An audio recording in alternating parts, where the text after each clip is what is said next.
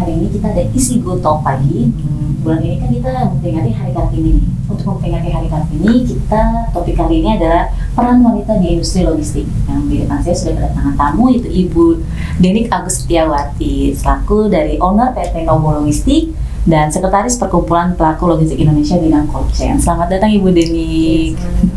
Terima kasih sudah mau datang ke kantor Isigo ya Bu ya. Terima kasih juga sudah diundang. Oke Ibu Denik, apa kabar, sehat?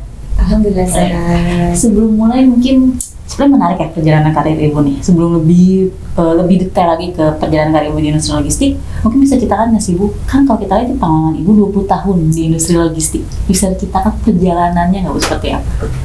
Jalannya ya, pendek sih. Ya, kalau saya kan memang benar-benar dari dasar banget ya. Okay.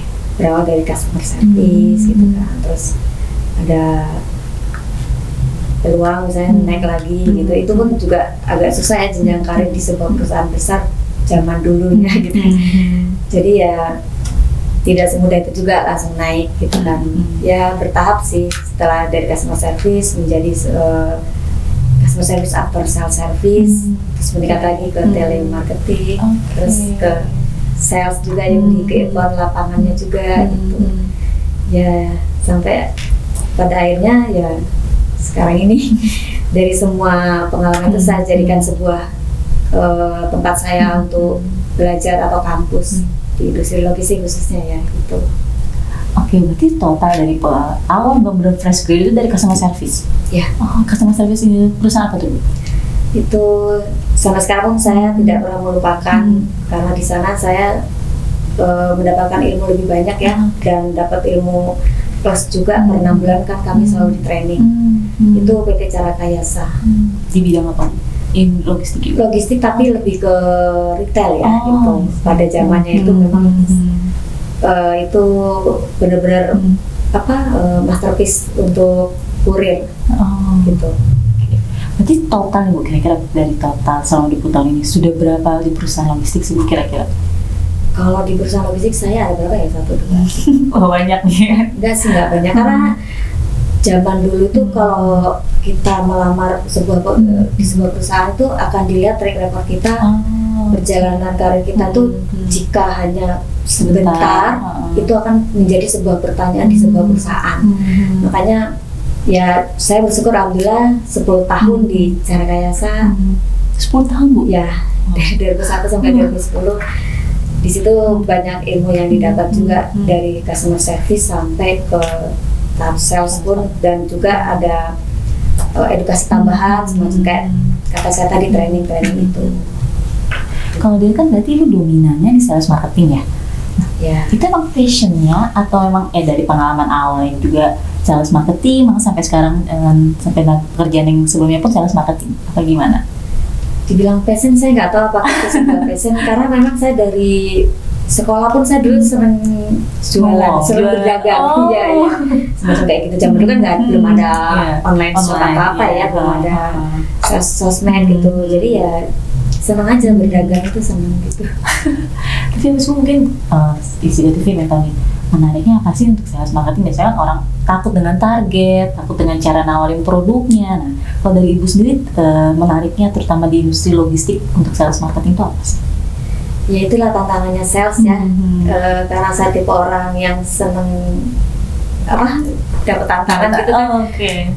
Untuk sales tuh suka dukanya ditolak, sudah hal biasa ya. Kita tuh nggak boleh putus asa gitu kan. Ya kita harus tetap semangat lah gitu kan. Dari situ kita belajar kekurangan dari kita tuh apa, kok kita bisa ditolak dengan customer gitu kan. Terus produk kita yang kita tawarkan juga tidak diminati oleh customer, itu kenapa, kan seperti itu. Jadi membuat kita untuk selalu berevaluasi setiap harinya, kita belajar sebagai pribadi sales apa sih gitu. Terus itu kan ya brand image kita yang harus kita sampaikan ke publik ya gitu kan, sampai pada akhirnya kita benar-benar goal sama customer kita, terus dan ada transaksi untuk kerjasama. Sebenarnya achievement ibu selama menjadi kerja di dunia sales dan marketing, terutama di industri logistik apa sih? Achievement aku ya. Kayaknya banyak nih achievementnya. Ya banyak sih. Pertama dengan saya bisa memiliki perusahaan sendiri gitu kan. Di situ pun juga banyak yang saya capai. Tapi belum puas ya, karena kan manusia kan tidak ada rasa puas ya. Karena saya juga masih harus belajar gitu kan untuk mencapai tujuan itu. Ya kita tidak hanya di situ aja gitu, harus tetap mengasah ilmu juga gitu, mengupgrade diri gitu kan, dari pengalaman juga, networking juga, cara komunikatif juga gitu kan. Nah saya kan juga orang yang nggak pedean kalau mau ngobrol sama orang gitu. Wah menarik ya. Cari menutupi kurang pede itu kayak gimana sih? Kan sales marketing itu biasanya harus pede gitu kan untuk menawarin suatu produk. Betul. Kayak gitu. Iya, saya orangnya kan nggak pede ya, apalagi dengan laku nggak ya dagangan saya kan semacam itu kan. Tapi ya dari mentor kawan-kawan tuh saya bersyukur juga, apalagi dengan adanya komunitas atau asosiasi Wilat ya, itu kan lebih ke wanita isinya dan lebih ke industri logistik juga. Di situ saya juga ada ketua umum saya tuh dulu sebelumnya tuh namanya Bu Ana itu, dan kawan-kawan yang lainnya tuh ada macam-macam lah teman-teman. Itu selalu mensupport, mengempowering ini, ayo berani, harus berani, depan kamera harus berani. Dari situ udah mulai pede gitu kan. Ya bersyukur sih sampai sekarang ya. Nanti emang ada dukungan di belakang. Ya benar ya. Ya kan itu kan mempengaruhi, lingkungan kita itu mempengaruhi bagaimana kita akan terbentuk seperti itu. Di luar sales dan marketing tadi kan gue bilang banyak banget sama berkarir, dapat skill, dapat pengetahuan. Nah itu skillnya apa aja sih Bu sama di industri logistik ini? Khususnya kalau untuk industri logistik itu skillsnya paling utama itu ini ya apa? Itu komunikatif itu kan penting ya, itu kan komunikatif, terus sama jiwa salesnya itu tadi ya kembali lagi itu kan itu juga penting. Sama untuk kalau untuk dealing dengan customer, negosiasi itu juga harus bisa semacam itu. Negosiasi, cara memperkenalkan produknya juga. Bu, kalau pada tahun 2016 kan akhirnya memutuskan untuk mendirikan perusahaan sendiri. Nah itu apa sih Bu mau pertimbangkan Ibu akhirnya mendirikan perusahaan sendiri, Nobo Logistik ini ya? Saya bersyukur juga saat itu target saya kan umur 40 saya harus punya bisnis sendiri apapun itu, entah itu kuliner ataupun industri logistik gitu kan. Dulu sih saya juga sempat ada industri, tapi lebih ke kuliner ya gitu kan. Tapi begitu pas pada saat seiring berjalannya waktu saya di dunia logistik sudah mencapai lebih dari 10 tahun, saya termotivasi. Dulu di perusahaan lama, bos saya selalu ayo semangat kalau bisa punya usaha sendiri. Nah dari situ saya akhirnya ada keinginan untuk membuka perusahaan sendiri dengan tujuan ya kita memberikan peluang kerja bagi generasi penerus juga gitu, ataupun teman-teman lainnya yang mau join gitu, seperti itu. Tapi ada filosofinya nggak sih Bu terkait nama Nobo Logistik ini? Sebenarnya sih Nobo itu nama almarhum bapak saya. Nama almarhum bapak. Terus saya dapat inspirasi nama itu pada saat pagi hari melek mata, karena kan nama apa nih yang harus bisa saya jadikan perusahaan. Dan kebetulan kan saya tuh pengen membanggakan nama orang tua gitu, supaya kalau ada orang menyebut nama Nobo, wah berarti seakan-akan ya terus berasa kayak almarhum bapak saya itu masih ada gitu, selalu ada di hati. Menarik sekali. Tapi di Nobo Logistik ini layanannya apa aja sih Bu? Pelayanan kami tuh berawal kami tuh sebenarnya service trailer ya, gitu. Lebih ke transportasi gitu kan. Terus kelamaan ada yang customer permintaan semacam kayak tracking box itu, hanya kami layan, dan kami alhamdulillah di 2017 awal tuh di trial oleh perusahaan farmasi dan sampai saat ini masih dipercaya. Jadi akhirnya terkenalnya bukan trailer lagi. Dulu kan disebut Denny trailer atau gitu kan namanya kalau kita. Sekarang ya Anda lebih ke mobil box, khususnya farmasi. Khususnya lebih ke farmasi waktu itu sebenarnya. Iya. Tapi selama perjalanan dari bisnis Nobo Logistik ini pasti kan ada up and down-nya, tantangannya. Itu gimana sih Bu hambatan di tahun pertama bisnis Nobo Logistik ini?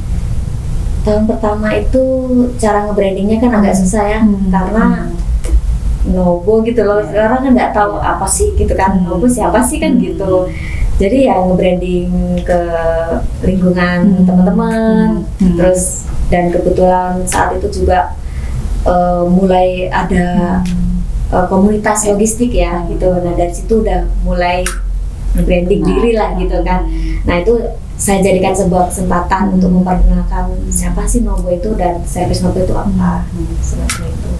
Berarti pertama strategi mungkin brand awareness-nya dulu ya untuk dikenal lah Nobo ini. Iya, memperkenalkan diri karena kan sadar diri gitu, perusahaan kecil gitu. Ini kan sudah 7 tahun berarti kan Bu, sudah 7 tahun sejak sendiri. Pencapaian di bisnis Nobo Logistik sampai hari ini apa sih? Pencapaiannya ya. Kalau pencapaiannya sih dalam hal pelayanannya sih kami itu ya bersyukurnya itu tadi dapat dipercaya di sebuah perusahaan farmasi. Kalau untuk secara lainnya kan sudah terbiasa kali ya, wah saya udah punya ini gitu udah biasa. Tapi kalau dalam hal kayak pencapaian purna service ini nih, yang itu yang untuk mempertahankan itu agak susah. After sales-nya berarti. After sales benar gitu. Oke. Tapi memang lebih kebanyakan ini customer dari farmasi. Sebenarnya sih Genko pun kami ada ya, selain farmasi itu ada gitu. Tapi entah kenapa kayak Tuhan tuh ya udah jalan kamu tuh farmasi tuh kayak gitu. Saya juga nggak senang. Ada menariknya nggak sih Bu di industri di farmasi itu apa emang kebutuhannya, maksudnya selama COVID pun tidak ada kendala juga kan sih farmasi kalau bagaimana? Sebelum ada pandemi kan tidak ada terpikir bahwa farmasi nggak ada matinya loh kan kayak gitu ya. Berawalnya tuh ya pertama tuh ya mencoba itu tadi, begitu di trial berani gitu kan. Akhirnya seiring berjalannya waktu, begitu pas ada pandemi COVID ini ya semakin meningkat permintaan, ya bersyukur ternyata farmasi itu memang dibutuhkan di mana-mana kan gitu kan. Dan sekarang apotek pun juga sudah menjamur. Karena kan kami di customer itu ada raport per 16 kali kami menerima raport gitu, dari penilaian dan raportnya itu bersyukur alhamdulillah A, kadang A plus gitu ya, itu untuk direferensikan ke perusahaan yang lainnya. Oke. Sekarang saya mau balik ke tadi kan Ibu Denny sempat mention aktif di asosiasi logistik, bahkan sampai sekarang pun menjabat sebagai sekretaris di bidang logistik pendingin PPLI. Yang Ibu harapkan dengan aktif di bentuk organisasi ini apa sih? Saya ingin merapikan industri logistik khususnya, yaitu kan di Indonesia kan masih ya berantakan dan tidak terus harganya juga mahal gitu kan ya. Dengan adanya di bidang cold chain-nya atau pendingin ini, kami selaku pengurus inti di tim cold chain itu akan merapikan itu, jadi menseragamkan ya gitu kan, dan kita saling bersinergi, masing-masing memiliki expertise-nya apa gitu kan. Jadi kita tidak boleh berebut gitu kayak ya sudah kalau memang ini ya saling bersinergi. Misalnya ini lebih expert di lebih ke kayak ke lautnya, daratnya dan udara siapa, nah itu kami saling mensinergikan. Harapannya tuh ya saling solid aja gitu, di logistik itu tidak saling sikut-sikutan seperti kolaborasi betul gitu.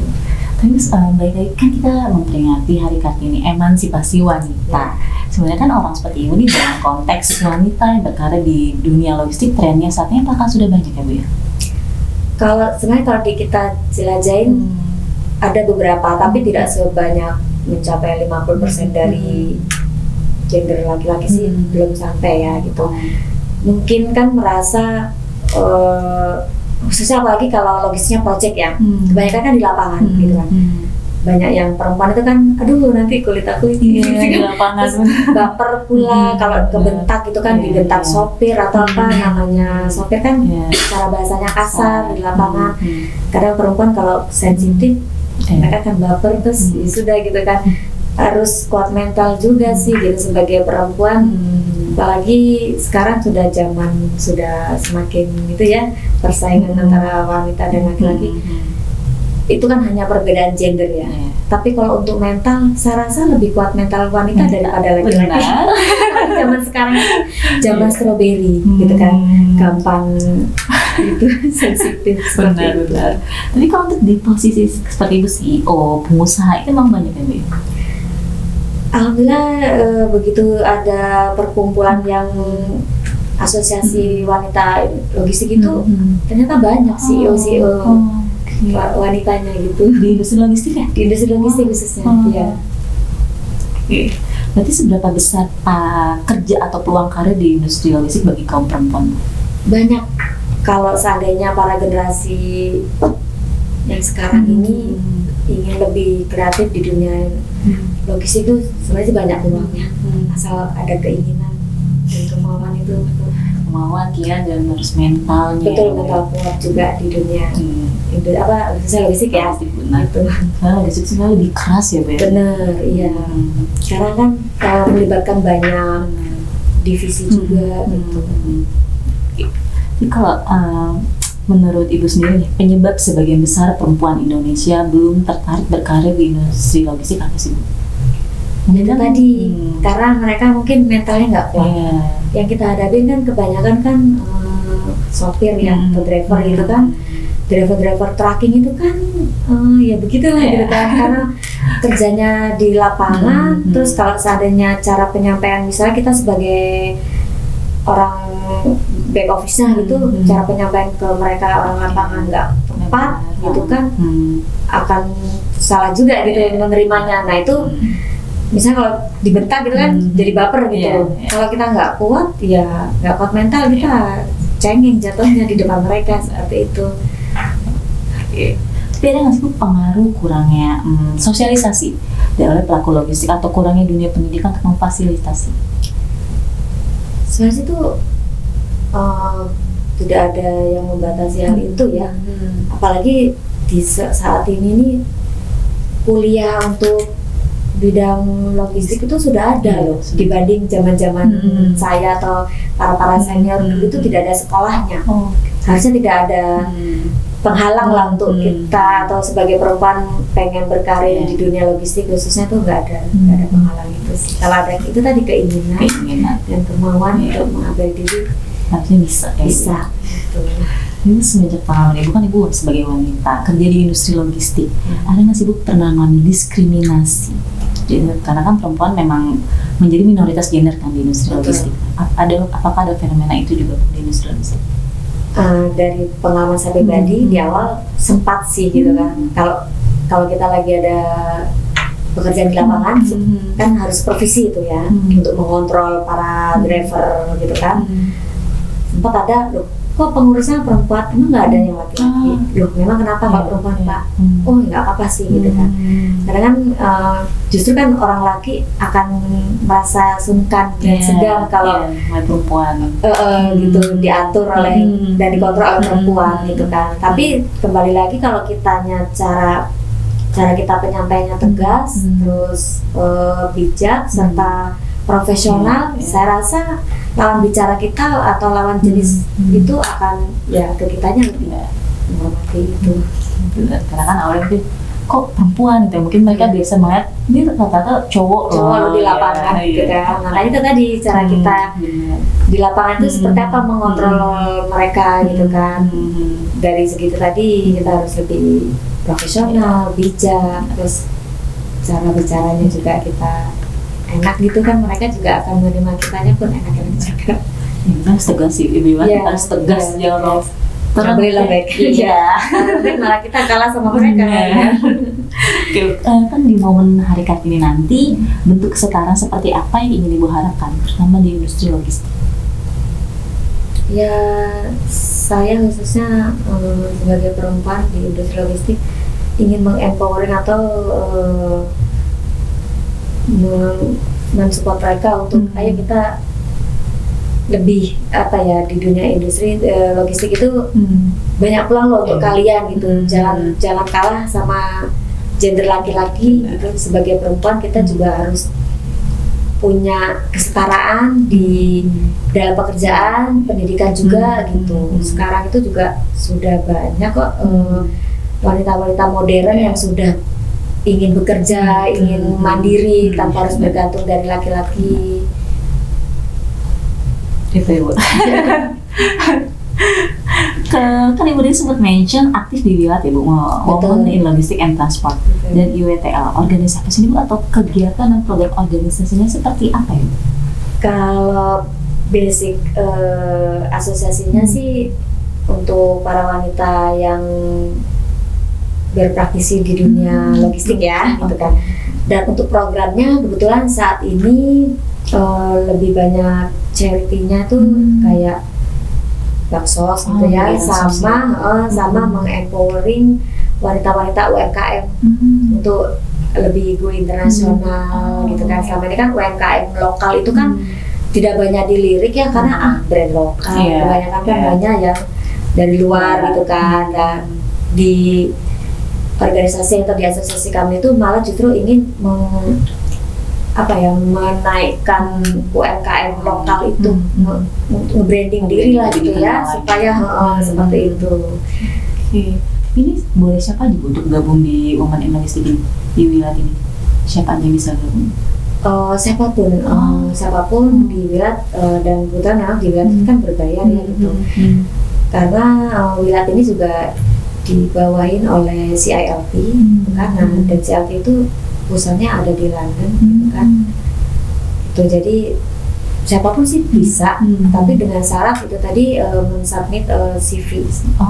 Jadi harus melakukan CV. Ya, CV semakin ekspornya bagus di CV itu, maka akan di-approve oleh pusat. Wow, sangat menarik sekali. Karena di IWTL itu bebas, itu komunitas karena tidak berbadan hukum ya, jadi siapapun bisa masuk gitu. Untuk khususnya wanita-wanita yang bekerja di dunia logistik. Mungkin kan ada sobat eksekutif yang belum tahu nih, ternyata ada loh organisasi khusus perempuan apalagi di industri logistik gitu ya. Kita saling mendukung pastinya. Mendukung dan ya mengempowering sama wanita. Oke, terakhir ya, Bu, untuk target Nobo Logistik ke depan dan harapan Ibu untuk perempuan Indonesia apa sih? Kalau untuk target Nobonya sih untuk wanitanya ya maksudnya ya. Ya saling mengajak para wanita logistik untuk bersinergi dan bersinergi dan empowering terkait emansipasi wanita di depan para laki-laki gitu kan. Kita masih punya hak loh gitu, lebih aktif di dunia logistik gitu kan. Tidak melulu hanya laki-laki saja yang menerjuni gitu kan, menyelami. Wanita pun punya kesempatan di dunia logistik untuk maju. Jangan takut ya, betul maju ya, Bu. Benar. Oke, siap Ibu Deni, terima kasih untuk waktunya Ibu Deni. Sampai jumpa.